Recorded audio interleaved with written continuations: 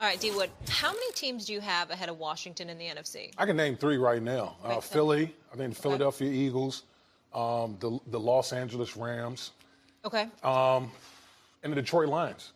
I think even with the mass exodus of all these assistant coaches with the Detroit Lions, I still believe in Dan Campbell. Their roster is still elite. And remember, last year, at the end of the year, they were absolutely decimated on defense. They're going to get a lot of those guys back. Yeah. So for me, it's those 3 teams. And Philly stayed intact, and you could argue that the Rams got even better. That's right. Stephen A.? I don't disagree with you, Woody, but let's not throw shade on the Washington Commanders, all right? You picked up Laramie Tunsil, 5-time Pro Bowl tackle, along with Deebo Samuels, who still got some game left in him. I wouldn't count out Deebo by any stretch of the imagination, particularly considering McLaurin is there and you got a dual threat at the quarterback spot and Daniels. That's number 1. Number 2, we also have to understand that when you say 3 teams are better than them, right? Potentially better than them. We just started talking about the Los Angeles Rams in that light because of how they came on and, most importantly, how they performed in the playoffs against Philadelphia. That was the biggest challenge the Philadelphia Eagles had. But we also have to mention those inclement weather conditions, too, and how that could impede people as well. It was a snowstorm when they were playing against the Philadelphia Eagles. That wasn't the case against the Commanders. That wasn't the case in the Super Bowl as well. So we got to take that into consideration. And last but not least, you're not going to have to play all 3 of those teams. If you got Philly, Detroit, and L.A., if you're the Commanders, you might have to play 2. In most instances, it might only be 1. They win the NFC Championship game last year. I'm not counting Daniels out by any stretch of the imagination. I got Philly, Detroit, L.A. I get you. But it's not like they can't beat Detroit. They did in the playoffs. And it's not like they can't beat the Rams either. So I'd say they're a top 4 team in the NFC. It's interesting. But I don't think we can go by last year's playoffs, Stephen A., just because they 13 injuries. So many injuries. Yeah. 13 guys injured on the defensive side of the ball for Detroit. I know. Yes. They have Russell Wilson. There doesn't seem to be a lot of momentum for those 2 to reunite at this point. But Wilson does see the Giants as a viable option. So something has to shake with Rodgers making a decision. This is his first foray into free agency in 20 years. So no one truly knows what to expect. But the question is, does he wait out the Vikings, who are going to sort of go with J.J. McCarthy right now as a QB1 this offseason? Maybe they revisit Rodgers in the summer, but would he wait that long? Who knows?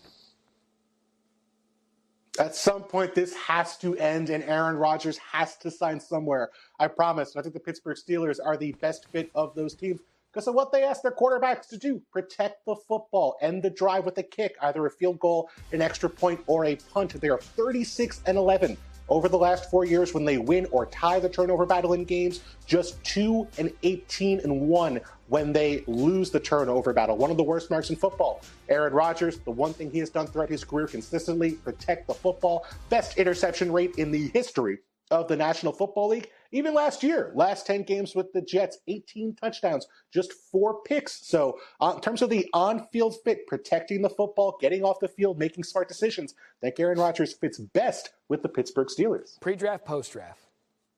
I still think pre-draft. Yeah, this will get wrapped up. Yeah, pretty soon. The draft is coming up. Hoping.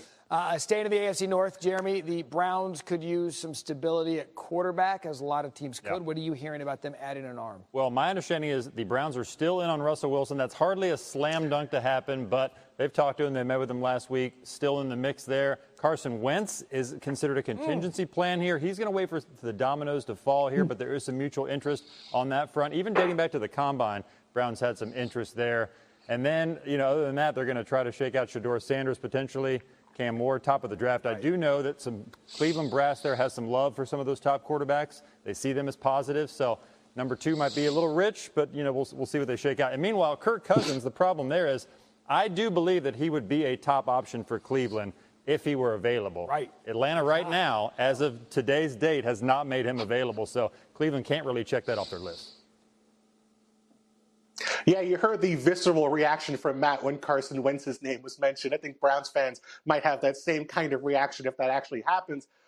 Kirk Cousins is the best fit in terms of the on-field situation if he does come available from Atlanta. Kevin Stefanski knows him from Minnesota, really helped unlock him with a play-action-heavy attack You hope Kirk Cousins may be a little healthier in terms of the Achilles injury he came back from last season. And people forget, before that shoulder injury he suffered in Week 10 against the Saints, Kirk Cousins was playing really good football. He was 12th in the NFL in total QBR at that point, one spot ahead of Jared Goff, who was an MVP candidate at that point of the season. I know he's not 100%. I know the Falcons have said, yeah, we want to hold on to him. Money talks after a while. I don't think they want to pay him all the money he's guaranteed this year. I think at the end of the day, these two teams are going to find common ground. The Falcons are going to need some of the money. The Browns are going to need some of the money. Just makes more sense to have him playing somewhere in 2025. Dangle some draft picks. I mean, you've got a valuable asset there for teams that might want a Kirk Cousins. And the Browns have at least 10 picks. There you go. Take advantage. They don't have the money, though. That's the problem. The money isn't the issue with a lot of them. Trey Hendrickson, speaking of money, his future in Cincinnati remains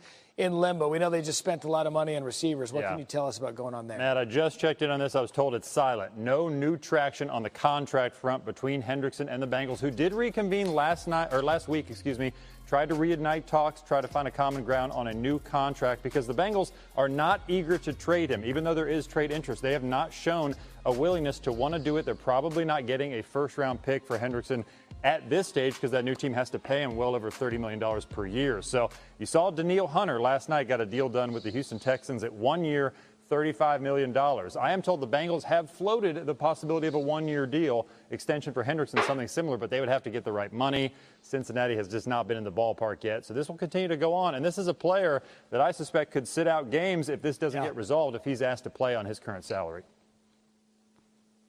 Yeah, it's just tough to imagine this Bengals defense competing without Trey Hendrickson in the mix. Last year, what he did was maybe unprecedented in modern football. ESPN has a stat called sacks created, which measures not only the sacks you create for yourself with a one-on-one run, but also what you do for other players when you create sacks for other players in your lineup. Trey Hendrickson created 26 sacks last season for the Bengals. Nobody else in football created more than 14 and a half. Danielle Hunter, the player Jeremy just mentioned, was second with 14 and a half sacks created. He nearly doubled the rest of the NFL. That is how impressive and how essential he was for the Cincinnati Bengals last season. So it is going to be critical to get him back. I know they have so much on offense, but we saw last year, all those guys were great on offense and they still missed the postseason because the defense couldn't hold up, and that was with Trey Hendrickson. So imagine what it's going to be like without him if they... Of the draft, particularly taking wide receivers in day 2 of the draft. They've done so in 3 of the last 4 years to create depth there. So they could look there again at some of the top options in the first couple of rounds. And then they also have 2 receivers who are in contract years, Christian Watson, Romeo Doubs. Both have been sort of like 1A options at various points. They don't have that true number 1 receiver, but they know they probably can't get that in free agency at this point for somebody young enough. So they're hoping 2 of those players emerge for them in the coming months. Bill, who do you think Green Bay should go after to help really improve their passing attack?